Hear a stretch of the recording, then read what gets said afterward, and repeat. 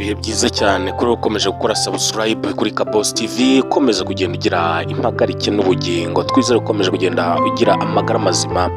Bundi rero buriya njye nitwa Johnson, ariko nitwa Johnson tugiye kuba tuganira cyane ku byiza ndetse n'akamaro ko kunywa amazi ahagije ndetse n'ingaruka zo kutayanywa. Buriya ngo kunywa amazi ni ikintu abantu bamwe bavuga ko cyoroshye, bakaba nubwo abenshi bajya bagereranya ikintu cyoroshye cyane nko kunywa amazi. Umuntu rero akaba hari umugani bajya bavuga bati ibingibi rwose byoroshye nko kunywa amazi, ngo baba bashaka kuvuga ko ibintu nyine byoroshye mu buzima basa nkaho babipinze cyangwa se babona ko kunywa amazi ari ikintu cyoroshye. Ariko rero hari n'abandi bavuga bati kunywa amazi ari kimwe mu bintu bibagora. Bamwe bati kunywa amazi rwose bijya bingora, bagahitamo kunywa ari uko bayavanze n'ibindi binyobwa nk'umutobe w'imbuto cyangwa se bayatetsemo icyayi n'ibindi.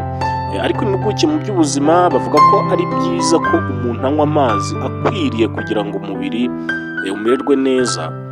Urubuga HTT pasa utudomo tubiri uturongo tuberamye www.knt.co.in. Abangaba bavuga ko kunywa amazi ari ikinyobwa gitangaje, kuko uretse kuba gituma umuntu agira ubuzima bwiza, kinamufasha kandi mu gukiza indwara zimwe na zimwe igihe zamaze kugera ku muntu.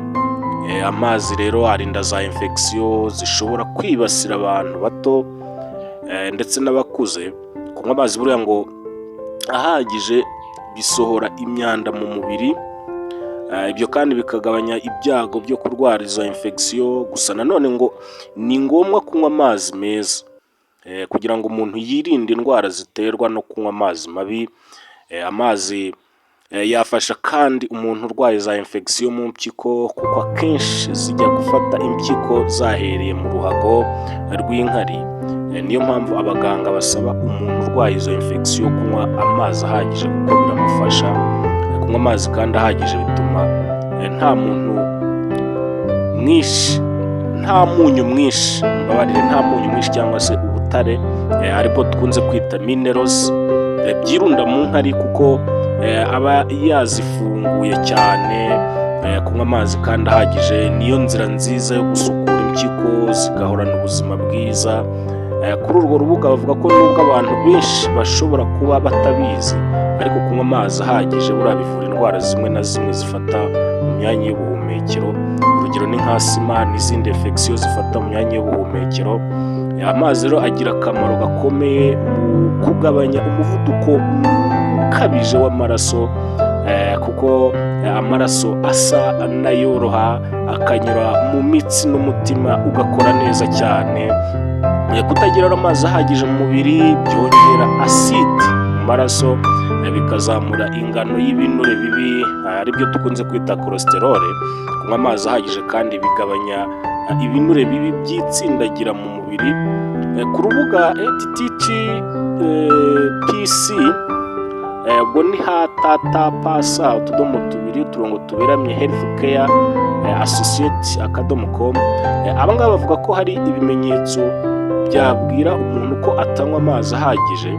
Muri ibyo bimenyetso harimo guhorana umwuka uhumura nabi mu kanwa.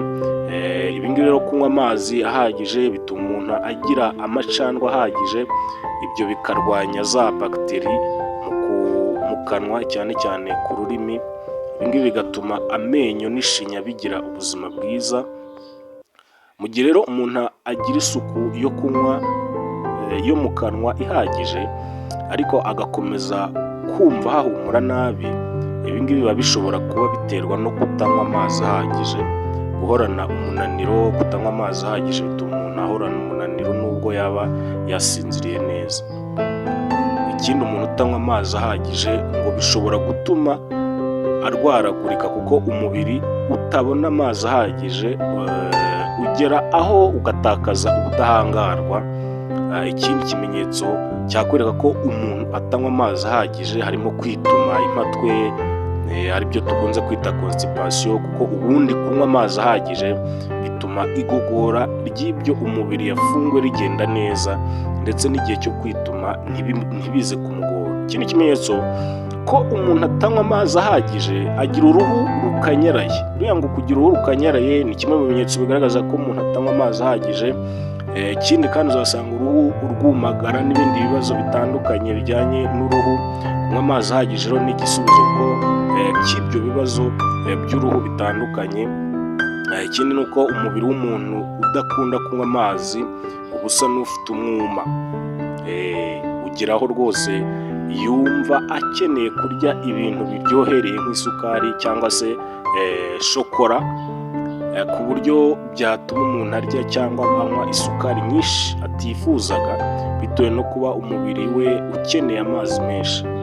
Ikindi kigaragariza umuntu ko adafite amazi ahagije mu mubiri ni uko atajya kwihagarika kenshi ku munsi. Ikindi umuntu utanywa amazi ahagije agira inkari zisa nabi, bikaba byagira ingaruka z'uko yarwara za infection mu nkari.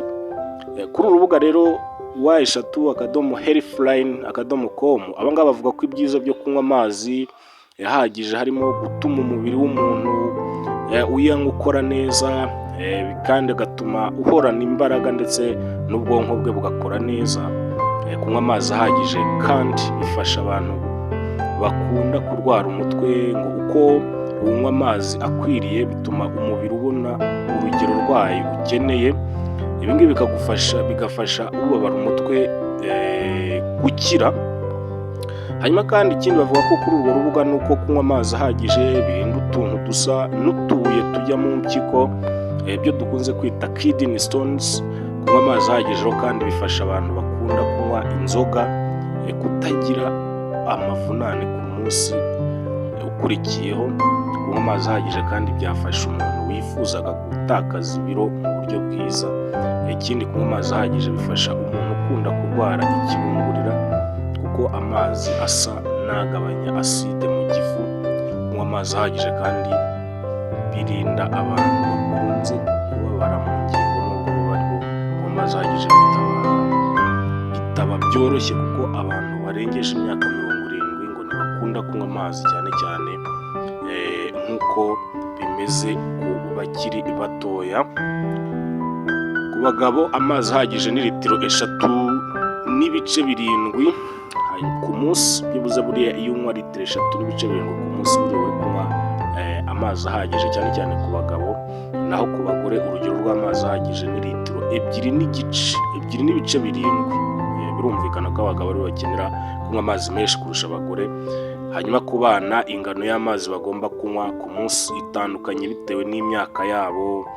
Impuguke mu by'ubuzima zivuga ko ari ibyiza by'amazi, nyamara hari n'abantu bavuga ko batajya banywa amazi rimwe, uretse ko hari n'abavuga ko bazi ibyiza byo kunywa amazi ku buryo batajya basimbuka umunsi n'umwe. Twabashishikariza kunywa amazi kugira ngo mukomeze mugira impagarike n'ubugingo. Nitwa Johnson.